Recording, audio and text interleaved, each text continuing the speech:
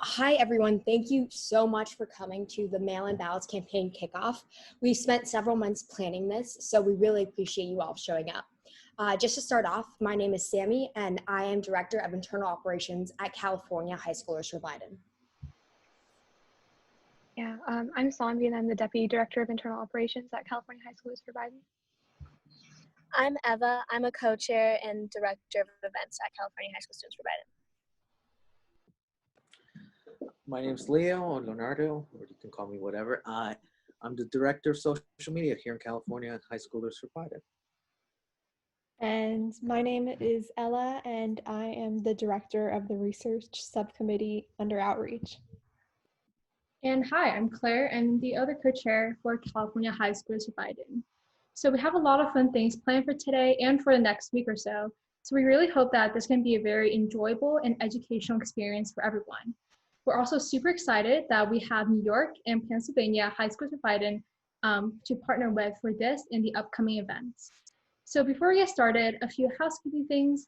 Remember to mute yourself, and we will also be uploading this event recording to our YouTube channel. So if you feel uncomfortable, feel free to turn off your camera, but we also love to see your faces. Yeah, the first item on our agenda actually is having the wonderful Charlotte Kerpen, the chair of High School Democrats of America, speak to us about the importance of voting and voting by mail this November, and also a little bit about youth engagement. I really appreciate you coming today, Charlotte. Take it away. Yeah, thanks so much, Sanvi. Okay, so hi everyone. My name is Charlotte Kerpen, and I am the National Chair of the High School Democrats of America. At HSDA, we value the organization and strengthening of youth in politics, and as young people, it is our duty to fight for justice. This year will inevitably be one of the most important years of our lives. With the fate of our country on the line, it is important, now more than ever, that we make sure voting is accessible for everyone. The only way to ensure this is mail-in ballots. Ever since I was little, I've been going to vote with my mom. From school board elections to presidential elections, I've watched as my vote, or my mom's vote, contributed to history. However, my experience going to vote with my mom is one that has been filled with privilege. In a study reported by The Atlantic, they found that 37% of white respondents reported that their parents had taken them to a voting booth when they were children, versus only 24% of Black respondents and only 18% of Hispanic respondents. This only proves how the voting discrimination that was solidified with Jim Crow has been carried into present times and is still detrimental today. People of color don't bring their kids to vote because it is very possible that their own parents or grandparents didn't even have the right to vote. So they didn't have the chance to instill this intergenerational tradition of voting on their children. My mom never had an issue getting to leave work early an hour or two, and she never got asked to see her ID. It was always just a simple smile and a gesture to the closest voting booth. When I was little, I thought nothing of the sort. Now I recognize the extreme privilege that surrounds voting and therefore elections and their results. In the 2016 elections, almost 10% of Black and Hispanic voters were turned away for lack of proper identification. Compare this to the mere 3% of white people who were told the same. In fact, across just about every issue identified as a common barrier to voting, Black and Hispanic respondents were twice as likely or more to have experienced those barriers as white respondents. And it's not just that. More than half of states have their polls opening at 7 a.m. or later, while having them close before 8 p.m. Let's dive into this. According to the Population Reference Bureau, white people and those with higher socioeconomic levels tend to work during the more standard work shift, 9 a.m. to 5 p.m. In contrast, Blacks, Latinos, and those with lower socioeconomic levels tend to work during less traditional time periods, either very late at night or random dimes during the day. This gives less wiggle room for allotting time to vote. Furthermore, with long lines for voting, the 30-minute time slot you expected to use could turn into an hour and a half, or even as close to 6 hours, which many people simply cannot do. Based on a study of the 2018 elections, polling places in Black and Latino neighborhoods were more likely to be affected by inadequate planning at the state level. Quote, as communities got less white and more poor, they had fewer resources per voter. Furthermore, the report stated that residents of entirely Black neighborhoods waited 29% longer to vote than their counterparts in entirely white neighborhoods, and that Black voters were 74% more likely to wait more than half an hour to cast their ballots. And yet, people still wait. Black voters were 74% more likely to wait more than half an hour, but they still waited. We all do what we have to do because it's our futures that are at stake. But now there's COVID. And with not even enough workers who feel safe to work the polls, many districts will eliminate many polling places. And Republicans will feel more than motivated than ever to do so because it benefits them. And for all of us, we're young and many of us aren't at the same risk level that many voters are. However, we can and we must ensure that voting is accessible this November. Those same stats that I brought up earlier about the inaccessibility of voting will all be all the more relevant this year. The privileged white people, myself included, will be able to go in and out of the polls because they won't be questioned for the ID, they won't have to wait in long lines, and nobody will dampen their voting experience. Therefore, they will be less likely to be exposed to the virus. And what makes this all the more frustrating is that the same people who will have the easiest time voting are the ones who think that their wealth makes them immune to coronavirus. They will be least likely to be exposed, but are the most likely to not even care if they were. Mail-in ballots are the only way to ensure that everyone has easy access to a safe vote. Why should people have to choose between risking their personal health and their given right of democracy? Last month, President Trump tweeted, in all caps, "Mail-in voting will lead to massive fraud and abuse. We can never let this tragedy befall our nation." However, let's talk about what the real tragedy is. The real tragedy is that without mail-in ballots, we will be silencing the voices of those who cannot risk their lives to go out and vote. Or maybe the tragedy is the spike in cases that in-person voting will cause. Or maybe it's the strategic ways that Trump and his administration are looking to diminish accessibility for those who he does not anticipate will vote for him. All in all, this shouldn't be a partisan issue, but Trump has tricked people into believing that it is one. He claims that mail-in ballots are a way to further the radical left agenda and that it's all a scheme to get him out of office. But this just proves that he's scared. He's scared that when everyone really gets out to vote, that he won't come out on top. Trump will silence anyone who does not favor him, so we need to stand up. I believe that our words matter, but our actions speak louder. So please join us in the fight and help demand mail-in ballots this November. Thank you so much, Charlotte. That was a really good speech and is really enlightening and insightful. If you have any questions for Charlotte, please you can just unmute yourself and ask. I guess I have one question, and it's could mail-in ballots hurt marginalized communities with lower amounts of permanent addresses? I mean, I think that how the mail-in ballots will benefit those communities is, more of a pull. I think that, as I said, the people who, the marginalized communities who, will have the longer wait times and will have to stop and pull out their ID and all the stuff like that. They will be more susceptible to getting the virus simply because they are there for a longer amount of time. And that's literally just statistics. So I think that by using mail-in ballots, it'll give accessibility to more people. So it will make sure that people are not only not suscepting themselves to the virus, but making sure that they're able to have their voice heard. Yeah, for sure. Are there any other questions? Do you believe that the risk of fraud when it comes to mail-in ballots, do you believe that that's an accurate worry, I guess? And what do you have to say to the people who say oh, there's mail-in ballots and it's going to be a rigged election or something like that?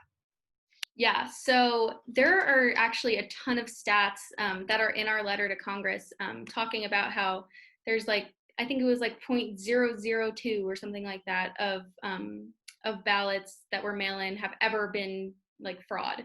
So I just think that that's something that Trump and his administration are trying to push, saying that, oh, it's all going to be fake. So that way when he loses, he can blame it on that. So I think that, it's not a real threat. Sorry, I just have a quick question. How do you think widespread mail-in ballots will change the statistics and the percentage of the population of each generation that actually comes out to vote? Yeah, so a lot of people will probably find it easier to kind of just, fill out their ballot by mail, put it in the mailbox, as opposed to having to take time out of their day to have to go to a polling station, wait in line. I know that in the midterm elections, there were some polling places where people had to wait for 6 to 8 hours. So it's especially minority voices, they don't have that as I said, with the statistics, how they're working these long hours, they don't have the opportunity to stand there for 6 hours and wait in line. So the mail-in ballots is something that you can do on your own time and something that you can send in. I know people are saying to send it in like almost a month early because, of all the mail issues and stuff. So I think that it'll give people, I think it'll let people have an easier chance to vote. So yeah. I have a question. So it seems like mail-in registration is going to kind of be like the future as, COVID progresses or, whatever happens with the current situation.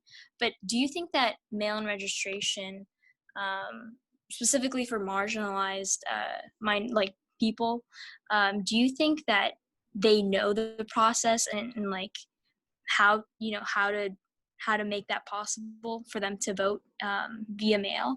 Yeah, so I'm not sure on the exact process, but what I do know is that if mail-in ballots are made more accessible to the entire country, as opposed to, having to fill out the whole absentee ballot thing, like that's typically like a more long process. But if it were made more widespread, it would definitely make it easier for people to understand how, because a lot of people would be doing it. So it's like teaching your grandma how to use an iPhone is probably really hard. But if your grandma's surrounded by 10 of her friends who use iPhones, it'll probably be a lot easier. Thank you, Charlotte, for coming to speak with us today. If you want to join High School Democrats of America, we'll drop the link in the chat in the next couple of minutes. But thanks again, Charlotte, for coming. The presentation that we're about to sort of do is just to sort of preempt the following two events that we have and sort of discuss, go off of what Charlotte said at the start of this event and go into sort of more details regarding mail-in ballots and what we sort of are looking for and demanding as part of our campaign. So one of the premises of American democracy, as we know, is everyone's right to vote. And in the last century or so, we've achieved huge milestones in actually securing that right to vote for, everybody, or as many people as possible, and sort of eradicating some like corruption or disenfranchisement within the voting system. Generally, voter suppression involves excluding a very large proportion of the population in favor of an artificial election that favors a specific candidate that only represents the opinions of a specific candidate or a specific population, not the entirety of the population. But obviously, due to the fact that we've had huge milestones such as, the 19th Amendment and things like that, that give, other populations the right to vote, we've eliminated the kind of voter suppression that we sort of saw like in the 1800s.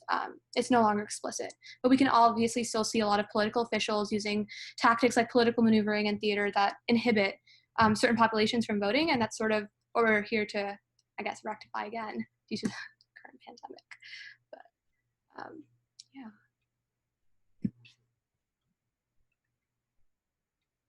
Sorry, I was muted. So actually now, more than ever, like Zombie said, access to voting is an imperative issue in addition to the coronavirus. So it must be tackled before, obviously, the November election. As we all know, there are nearly 4.6 million confirmed cases in the US, and more than 2/3 of states are seeing an increase in cases. So, and obviously those cases won't dial down before the election. So we need to ensure safe voting this November. So this is where the circumstances that we're in. There's also more than 155,000 deaths, and the death count will only rise as we start to reopen the economy. Yeah, in-person voting is actually a huge risk to public health. It'll obviously also result in a smaller voter turnout across the country because it is a huge risk to public health, especially in this year. Voters would obviously be standing in very long lines and close to one another, which would risk further spreading the virus because they could be masked or unmasked. The Wisconsin Department of Health actually conducted a study that found an increase in COVID-19 cases among those who worked or went to polls after hosting in-person voting on April 7th. And they used contact tracing to sort of determine that. And it was actually a pretty interesting study. And it was actually in the context of this election's primary. So it's a pretty good example of how not only in addition to the fact that it will actually result in higher cases, the very threat or the risk of getting COVID will also deter people from voting in the first place. Then again, what is the solution? The answer is obviously mail-in ballots. It's easily accessible to all voters, no matter where they live, and no one has to take risk to practice their right to vote. We are all demanding that, the United States Congress should vote to fund mail-in ballots for all states in the next stimulus bill, because, Americans should not have to choose between their health and democracy. It's just not cool at all. But so voter turnout has undeniably been impacted by mail-in ballots. So locations that fund mail-in ballots have seen a stark increase in voter turnout. So for example, in 2018, every person in Garden County in Nebraska received a ballot in their mail. And that county had a turnout not just of 100%, but 200% more voters than the rest of the state. So as you can see in the chart, the risk of in-person voting forces voters to choose between their health and democracy, which leads to a lower voter turnout rate. So what we're trying to teach y'all is that your vote is important. So for example, as we all know, the 2000 election, Al Gore narrowly lost the Electoral College vote to George W. Bush. The election came down to Florida, where Bush had won the popular vote by such a small margin that it triggered an automatic recount. In the end, Bush won Florida by just 537 votes. Had 600 more pro-Gore voters gone to the polls in Florida that November, there would have been an entirely different president from 2000 to 2008, and history as we know it would have changed dramatically.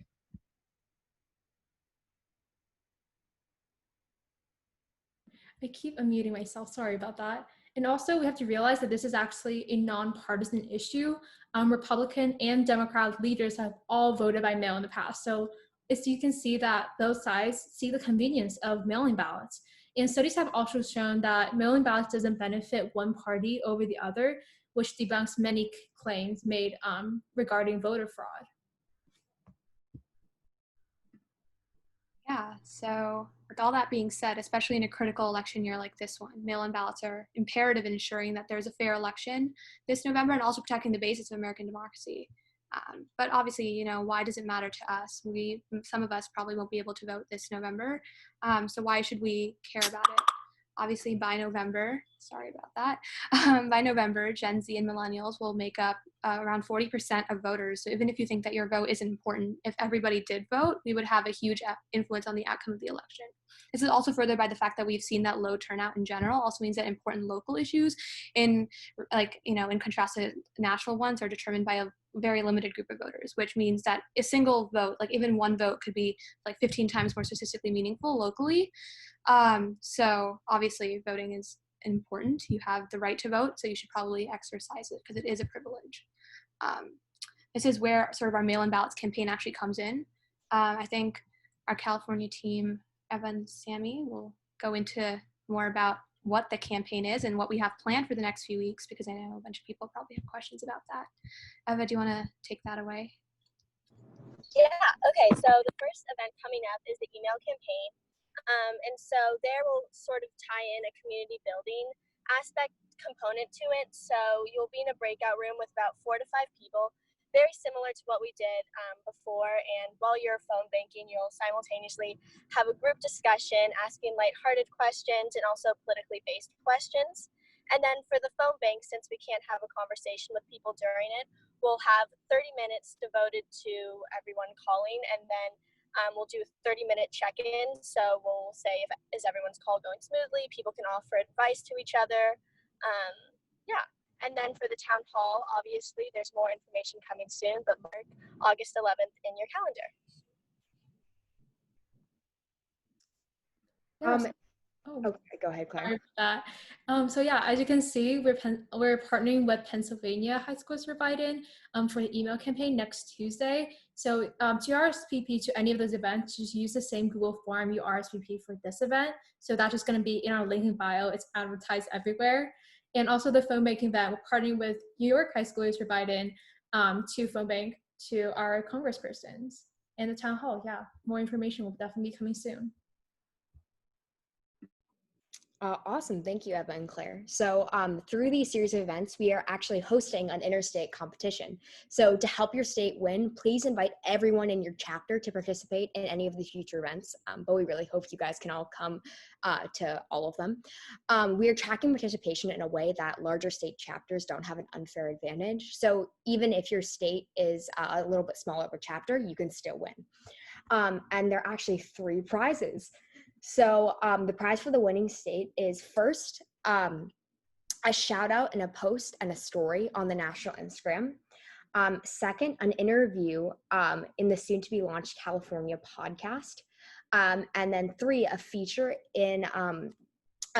article in our California newsletter, Joe's Journal. And also being the change is pretty cool. So this campaign really offers everyone the opportunity to do that. Yeah, so that is really all we have for today. And now I guess it's time for questions. I'm pretty sure that it's a lot of information in a small amount of time. And we really want you guys to understand the purpose of this important campaign in this election, and also what we're going to be doing for the next few weeks. Yeah, so if you have any questions at all about anything related to mail-in ballots or, the campaign or anything, actually, feel free to ask now or stay afterwards or DM us, I guess. But yeah, go for it.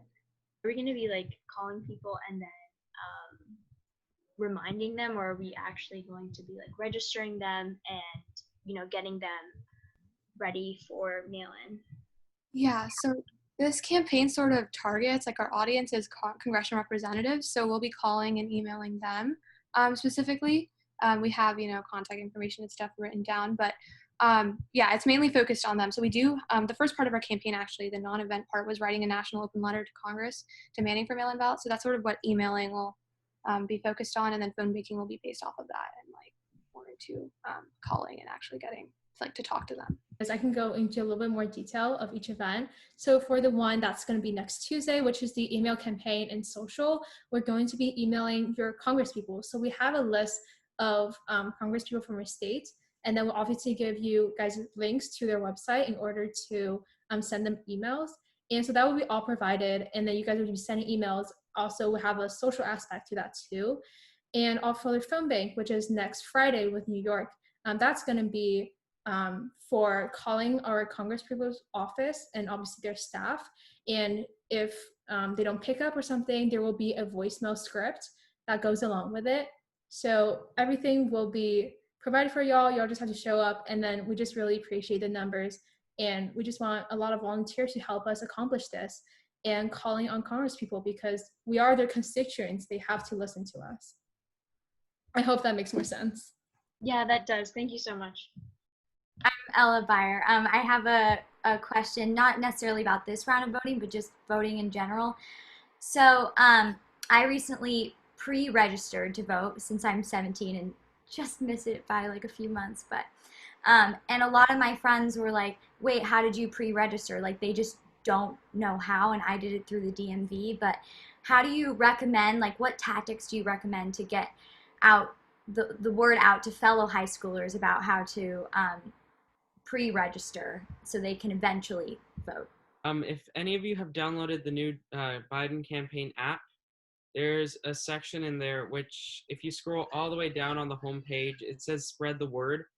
My screen isn't going to show up on here, but you can find a voter and just type in their name, their contact, or it says name, last name, age range, state, and zip code, which is optional, the zip code. But that's a great resource if you want to do stuff like that, like what Katie was talking about. And of course there's others, but this one's provided by the campaign, so I highly recommend it. Oh, also, I want to just add in really quickly, what I've been doing that's been really effective in my opinion is just DM outreach. Like, have the link, send it to all your friends, maybe even I've been in DM parties where we all DM our friends to register to vote. We can't have drives right now in the time of coronavirus, but that's what you can do. And I mean, you can even go in your high school's class of 21 Instagram page and go through all those people. And so there's so many different things you can do. If you guys have any more questions, just feel free to stay after too. We'll also be here. We're also here to answer any Instagram DMs at CAHS for Biden to answer any of your questions. Overall, we're just here for you guys. We really want this to be something that's big and national because it is a super important thing that can really benefit the people. Yeah, so that's all for today. Yeah, and thank you so much.